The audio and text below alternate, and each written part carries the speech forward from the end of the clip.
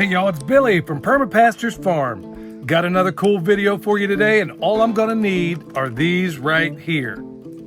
All right, numerous videos we've talked about partnerships, allies, all those wonderful things that already exist in nature that you don't even have to buy or do anything else. You just kind of encourage a relationship. For example, over here we got the sheep. They're over here knocking down that silver grass. They're eating. They're doing all the things we need them to do. And then over here in the front, we got a fig. Over there, we got a peach. And then up on the hill, we got some other ones. But nothing is in a vacuum, okay? Yeah, that old saying where the strongest tree stands alone isn't always cool. So in the past, we've talked about, obviously, the sheep, partnering with the beneficial insects and how to bring them in. But now we're going to talk about some of those beneficial things that a lot of people will say that you're absolutely crazy to employ. Now, over here, I got a Cortland apple. Believe it or not, this sucker is only 2 years old. I know people think I'm crazy. You might even think I'm exaggerating. But if you look between this apple tree and then I'm not sure what that is right there on the hill, but they were all planted at exactly the same time. I've talked about it numerous times and people have thought they're taking me to task, but I'm going to provide some of the proof today, and that is having your nitrogen fixer, which in this case is a black locust, in extremely close proximity to the tree that I really want, which just happens to be this apple tree here. And I know people have asked, I've been trying out these little blue things here to see if they'll help train trees. It's good and bad, but we'll talk about that in another video. So what we've observed is that whenever we have a nitrogen fixer, it doesn't even matter what it is, almost within the same mulch ring as our productive tree, that we get growth that is almost it's almost problematic. It really is. But here's the cool thing about it. It's a good thing to have in this particular area. Like I said, this thing's only 2 years old. This is a nitrogen fixer that we didn't plant.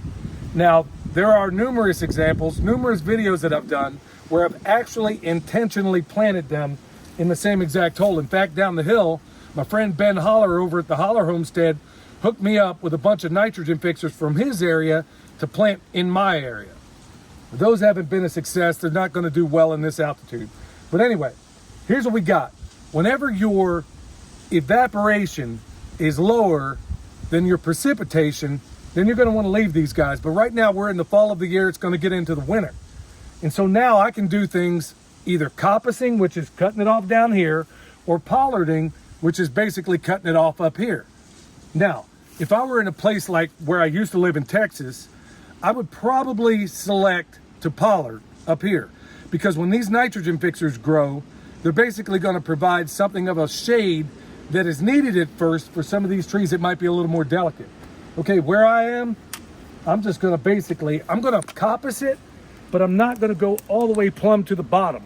I'm going to come up a little bit higher so I know that it's here. So it's really as simple as this. Now, there's basically two schools of thought as to what's going to happen when I did this, okay? So the first school of thought is whenever I prune a tree like that, whenever I coppice it, one school of thought says that this tree, if this is a tree and this is basically ground level, all these roots down here will prune themselves, okay? That's one school of thought. Another school of thought, which is one I'm starting to lean into more, sorry about the wind, is that this tree will now shoot down a bunch of exudates. Or basically, let's say, it's going to basically send signals down that root to say, oh, good night. We had a catastrophe up here. I'm going to shoot out all this stuff that's going to tell the beneficial bacteria, fungi, and all that soil food web that's down in there, look, I need y'all to get busy. So it's basically going to feed all those microorganisms down there. Now, which one is actually happening? I don't really care.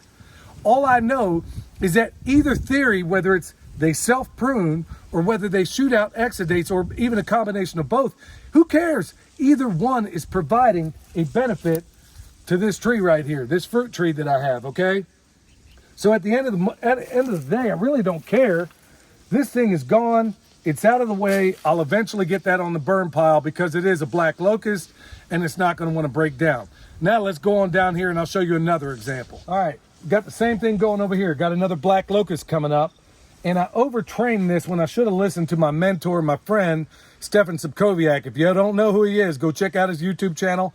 Check out everything he has. In fact, I'm going to get him here before too long on the Pimpcast to talk about all thing trees. This one, same thing, 2 years old. This thing is absolutely, I know it seems crazy, but look, got a black locust right here. I didn't plant it, but so what? I'm going to get it out of my way, and I'm going to do the same thing. I got three little, I'm going to cut this one down lower. All three of them out of the way. Up here, I got an Evercrisp apple right here. Okay, if you compare it to the other Evercrisps that I put into the ground, this one actually went in a little bit later. But what do you see coming up next to it? In the same doggone mulch ring, black locust.